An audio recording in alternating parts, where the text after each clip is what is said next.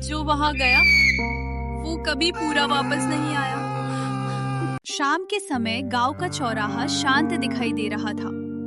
People के पेड़ की छाया में बुजुर्ग लोग बैठे थे। हल्की हवा चल रही थी, लेकिन पत्तों की सरसराहट और फैलता सन्नाटा माहौल को थोड़ा रहस्यमय बना रहा था। इस गांव में एक टूटा फूटा घर है, जिसका नाम लेते ही बुजुर्गों की आवाज धीमी पड़ जाती है और उनके चेहरे डर और खौफ से भर जाते हैं। लग रहा है आज फिर अंधेरा जल्दी हो जाएगा। हाँ, और शहर से आने वाला रास्ता उसी घर के पास से जाता है। जो अंधेरे में उस घर के पास से गुजरा, वो पूरा वापस नहीं लौटा। सभी बुजुर्ग एक ही बात फुसफुसा रहे थे। शहर वाले रास्ते पर वही टूटा घर है। उसका नाम लेते ही आवाजें धीमी पड़ जाती हैं, क्योंकि कहते हैं वहाँ आज भी भूतों का साया है।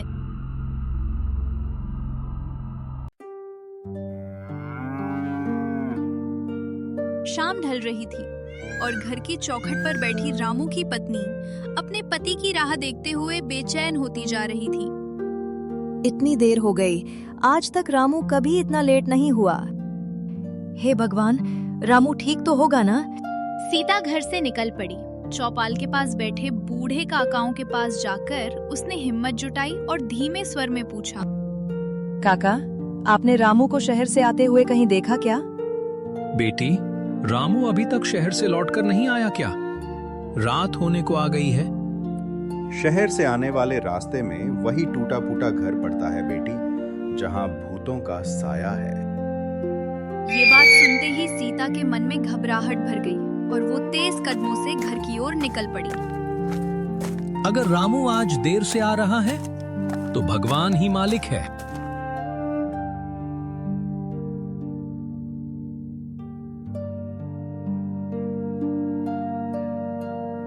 सुनसान बस स्टैंड पर रामू अकेला खड़ा था। दूर दूर तक कोई बस नजर नहीं आई और घबराहट में वो धीमी आवाज में बोलता है, आज तो बहुत देर हो गई है भाई।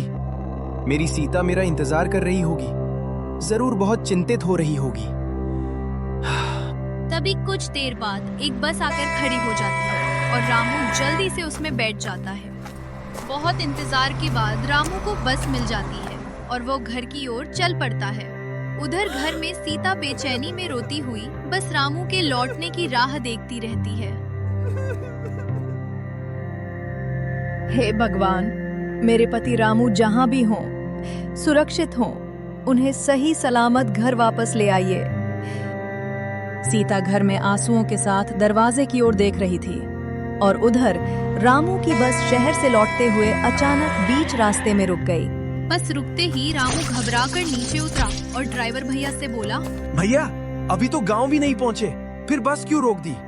भाई, मैंने जानबूझकर बस नहीं रोकी। बस में खराबी आ गई है, इसलिए यही रुकना पड़ेगा।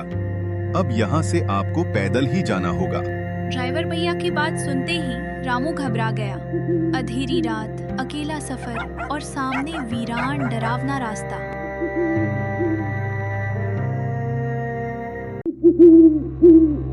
घनी अंधेरी और डरावनी रात में सुनसान रास्ते पर अकेला चलता हुआ रामू पैदल ही आगे बढ़ता है। चारों ओर फैला सन्नाटा उसके दिल में डर को और गहरा कर देता है।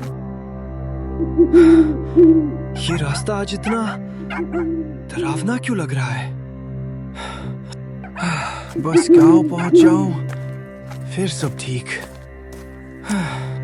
रामू अंधेरे में डरा सहमा चल रहा था। उधर चौपाल पर बैठे बुजुर्ग चुपचाप उठने लगे। उठते समय उनकी आंखों और खामोशी में छिपी चेतावनी किसी बड़ी अनहोनी की ओर इशारा कर रही थी। अब घर चलो, रात हो गई।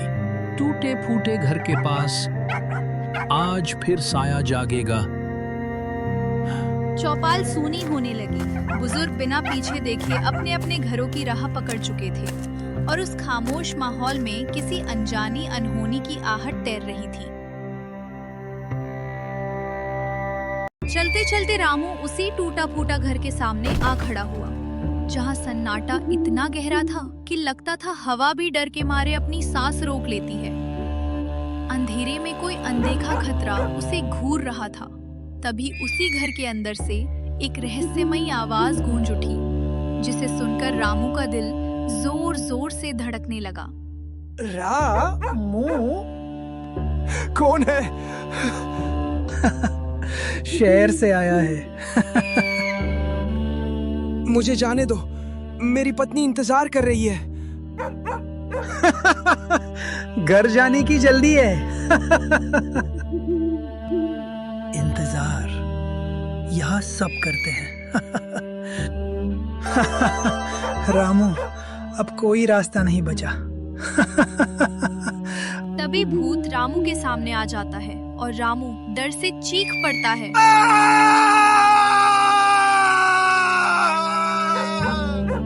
रामू भागने की कोशिश करता है, पर मानो उसके पैर जमीन से चिपक गए हों। वो घबराई आवाज में बोलता है, मैं हिल क्यों नहीं पा रहा? क्योंकि अब तुम मेरे कब्जे में हो। और यहाँ से कोई नहीं बचता। भूत रामू पर हमला करता है, उसे जमीन पर गिरा देता है और उसका खून चूसने लगता है। रात की खामोशी और गहरी होती जा रही थी और सीता का दिल डर से कांप रहा था। आंखों से आंसू बहते हुए वो टूटती आवाज में बस यही पुकार रही थी, रामू, कहाँ हो तुम? मेरा मन बहुत घबरा रहा है। सीता रोते रोते रामू का इंतजार करती रही। रात कब बीत गई और सुबह हो गई उसे पता ही नहीं चला, पर रामू नहीं आया। सुबह का सन्नाटा ऐसा था कि पूरा गांव वीरान लग रहा था। तभी गलियों से एक काका हांफता हुआ भागता आया। सीता उसे देखकर चौंक गई और घबराई आवाज में पूछ बैठी, काका, क्या हुआ? आप ऐसे भाग क्यों रहे हो? बेटी सीता, तुम्हें पता नहीं, जंगल के पास वाले रास्ते पर एक आदमी बेसुध पड़ा हुआ है। काका, रामू कल से घर नहीं आया है। कहीं वो वही आदमी तो नहीं? काका, मैं भी आपके साथ चलूंगी। चलो बेटी, देर नहीं करनी चाहिए। सीता काका के साथ हड़बड़ी में भीड़ के पास पहुंची और डर से ठिठक गई। सीता रामू को जमीन पर पड़ा देख फूट फूट कर रोने लगी। रोते रोते वो अपने पति को उठाने लगी। रामू बहुत कमजोर और थका हुआ लग रहा था। किसी तरह वो उठकर बैठ जाता है।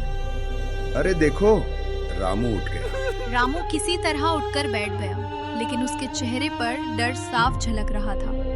कांपती आवाज में रामू डरते हुए बोला, उस घर में कुछ है जो इंतजार करता है। रामू जिंदा था, लेकिन उसकी आंखों में अब भी अंधेरा पसरा हुआ था, जैसे वो मौत के साए को अभी तक भूल नहीं पाया हो।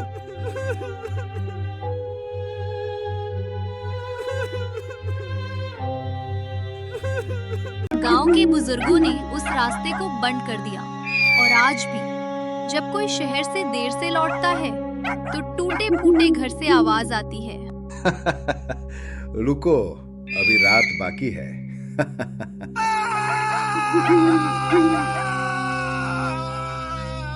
जो वहां गया वो कभी पूरा वापस नहीं आया। तो दोस्तों, वीडियो अच्छा लगा हो तो लाइक करें, कमेंट में बताएं और ऐसे ही वीडियो के लिए चैनल को सब्सक्राइब जरूर करें।